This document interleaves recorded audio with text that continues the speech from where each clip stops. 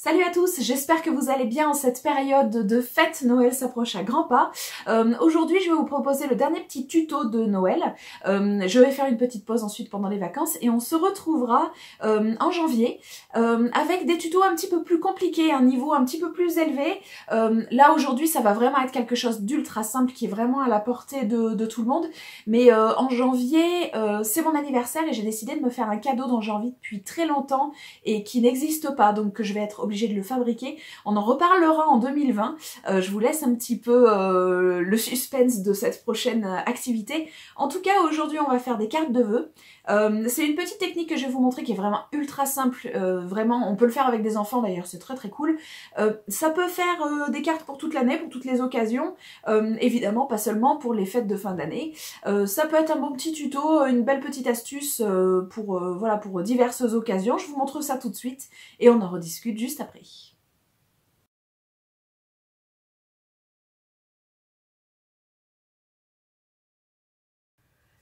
Pour cet atelier, nous avons besoin de stencils. Donc c'est des choses que tout le monde connaît, on en a fait tous quand on était enfant. On a ces formes ici qui sont donc creuses.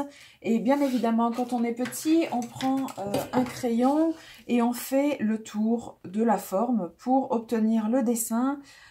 C'est amusant, 5 minutes. En général, voilà, on donne ça aux enfants, ça les amuse pas très longtemps. Et il faut dire que les résultats sont pas toujours super sympas. On peut aussi utiliser ça pour faire des formes au pochoir. Mais ceux-ci, par exemple, sont en carton. Donc, du coup, ils absorbent l'humidité. Je suis pas persuadée qu'au pochoir, on arrive à des résultats formidables. Mais il y a quand même autre chose à faire avec des stencils, des choses que je trouve plus sympas, moi, personnellement. Donc là, j'ai acheté, pour info, ces petits lots de stencils, là. Donc un lot, alors un lot énorme, hein, là j'ai le lot de princesse. Dans le lot de princesse, donc je vous ai mis un petit peu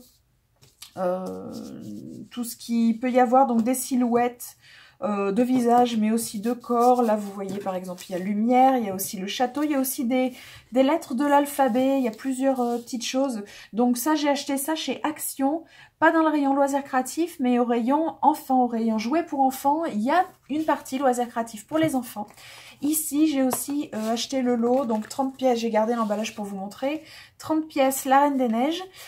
Ces petits lots-là de 30 stencils coûtent moins d'1 €. Autant dire que c'est cadeau. Et du coup, avec ça, on va pouvoir faire quelque chose de fantastique, c'est-à-dire qu'on va pouvoir gaufrer du papier. Gaufrer du papier, c'est une technique ultra simple que je vais vous montrer tout de suite.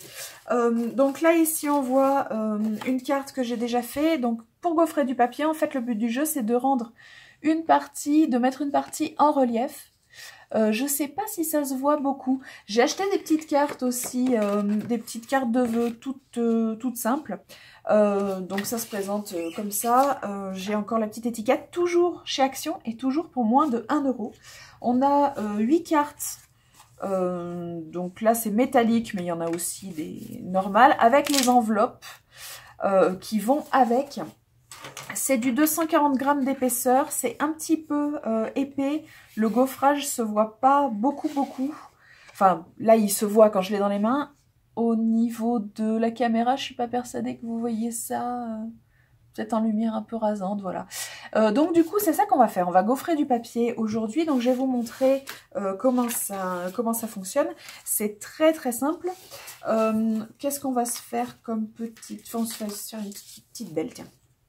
Donc là, c'est une feuille de papier, tout ce qu'il y a de plus simple. Donc papier à imprimante, 70 ou 80 grammes, je sais plus, mais enfin, c'est du standard. Hein. C'est du standard. On va prendre un petit peu de pâte à fixe pour fixer notre stencil.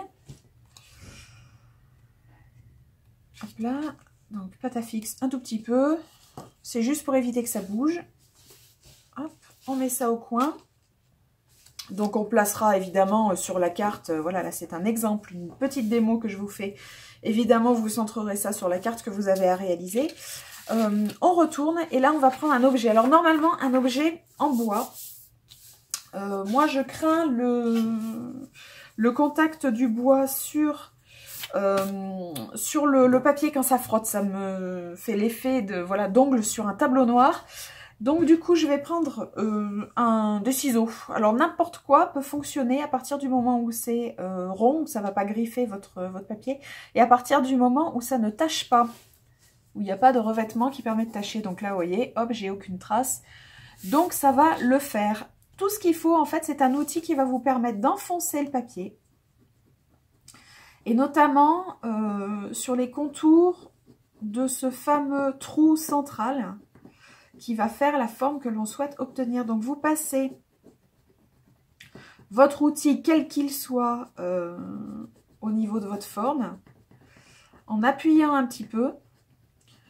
Donc là, le résultat qu'on va obtenir avec ça, c'est que en fait, tout le papier, les fibres qui sont sur le bord vont se retrouver étirées et elles vont se retrouver enfoncées.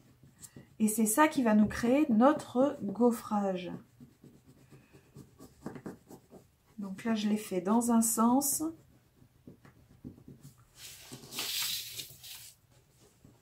Je vais le faire dans un autre sens.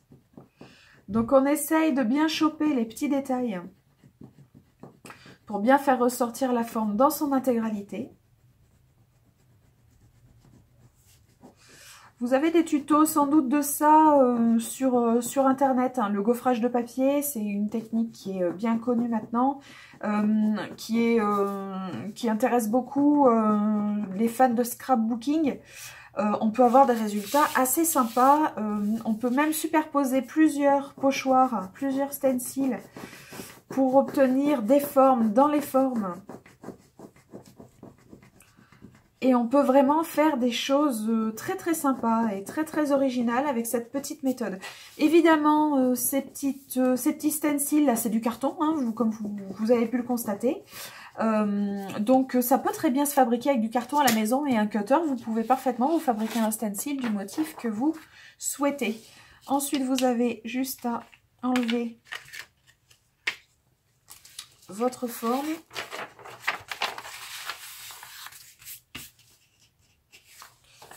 Et là, vous obtenez le gaufrage de Belle. Voilà, donc sur du papier pourri, hein, on est bien d'accord. Hein, mais ça peut se réaliser sur toutes sortes de papiers. Plus le pochoir est épais, évidemment, et plus le gaufrage sera visible. Du coup, c'est une petite méthode qui peut être tout à fait pratique pour faire des cartes de vœux au dernier moment ou des cartes d'invitation pour les anniversaires des enfants, pour inviter les copains.